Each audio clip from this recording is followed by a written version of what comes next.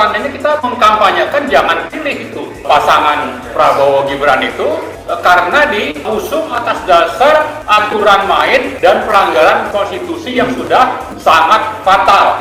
Mari kita kampanyekan dan jangan pernah pilih itu karena ini adalah pasangan yang memang menjadi pilihan oligarki dan presiden yang sebetulnya sudah kita catat sekian banyak pelanggaran konstitusinya. Bahwa pelanggaran konstitusi adalah pengkhianatan kepada negara dan untuk itu sudah bisa dimakzulkan di proses impeachment. Apakah ada yang membentuk ad hoc itu? Apakah ada semacam lembaga etiknya di situ kemudian atau bersama Mahkamah Agung misalnya membuat itu diharapkan? Nah itu yang kita harus melihat bahwa pakar-pakar hukum ini harus bisa merumuskan itu. Jadi ini tidak boleh deadlock dengan 9 hakim konstitusi bisa mengacak-acak Indonesia. Indonesia butuh pemimpin yang penuh dengan solusi, bukan ketika ada masalah menghindar dengan penuh 1000 alasan. Betul nggak, Bang? Woi, harus jelas. Kita pindah haluan. Pilih Prabowo, pilih Pak Anies, pilih Pak Ganjar. Saya pilih, pengen tahu alasannya, saya pilih Prabowo, Pak. Kenapa? Karena Prabowo itu orangnya tegas, orangnya jujur, karismatik. Iya. Tapi itu 2019. Iya. Tapi kalau sekarang, sorry ya. Anda ingin pro Prabowo, silahkan. Tapi Anda hanya gelisah karena sudah Gibran. Anda ingin pro Anies, tapi Anda gelisah karena Anies pasti dibatalkan oleh Jokowi. Anda ingin pro Ganjar, saya nggak tahu. Ganjar Pranowo memiliki komitmen yang tinggi terhadap pemberantasan korupsi di Indonesia. Ganjar mendorong pemberian efek jera kepada para pelaku korupsi di Indonesia melalui pemiskinan dan memasukkan mereka ke penjara Nusa Kambangan. Demi mendukung hal tersebut, Ganjar mendorong DPR RI untuk segera mengesahkan RUU perampasan aset pelaku korupsi supaya segera jadi UU. Selain itu, Ganjar juga akan melakukan penguatan KPK melalui revisi PP yang berlaku supaya lembaga anti rasuah tersebut semakin kuat dalam memberantas korupsi.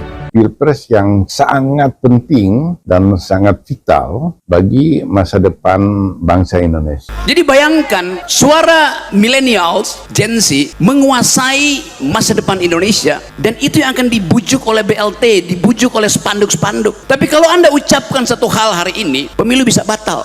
Saya inginkan pemilu batal. Supaya ada evaluasi radikal terhadap sistem politik kita tuh. Saya inginkan, bukan saya akan kerjakan. Kalau enggak saya kena delik lagi tuh. Bismillahirrahmanirrahim. Assalamualaikum warahmatullahi wabarakatuh. Kami dari Forum Komunikasi Bantuan Polisi Pamung Praja Kabupaten Garut menyatakan Indonesia membutuhkan pemimpin muda di masa depan. Mas Gibran, Raka, Bumi Raka. Terima kasih. Deklarasi dukungan itu gimana, Pak? Seharusnya itu tidak boleh, ya. Seharusnya itu tidak boleh. Itu pelanggaran kode etik dan pelanggaran aturan sebenarnya. Itu kan Satpol PP itu diangkat untuk melayani masyarakat, membantu pemerintah. Kalau lalu mihak-mihak gitu tuh sudah melanggar, dan sekelas Satpol PP itu saya kira tidak seberani itu kalau tidak ada yang mendorong. Nah, tinggal siapa yang mendorong itu, apakah orang luar atau orang dalam.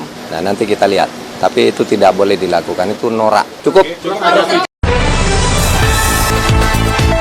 Para media, hati-hati. Kami mencatat kelakuan-kelakuanmu satu-satu. Kami bukan kambing-kambing yang bisa kau atur-atur. Hati-hati kau ya. Hati-hati kau. Suara rakyat adalah suara Tuhan, saudara-saudara. Para media, hati-hati. Hati-hati kau ya. Hati-hati kau.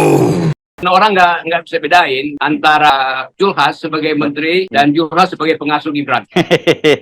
Jangan ketawa, serius orang ini. Siapa namanya anaknya Jokowi? Dia tahu semua, padahal demi Allah dia tidak akan memberimu syafaat di akhirat. Iya. Setelah dewasa diangkat menjadi rasul. Dewasa baru diangkat rasul, bukan 25 tahun. 25 tahun itu menjadi suami, menunjukkan pesan moralnya. Memimpin satu keluarga 25 tahun sudah boleh. Tapi kenapa Allah melantiknya menjadi rasul 40 tahun? Ada pesan moral. Di bawah 40 tahun belum bisa kau mimpin. Bisa, tapi resikonya besar.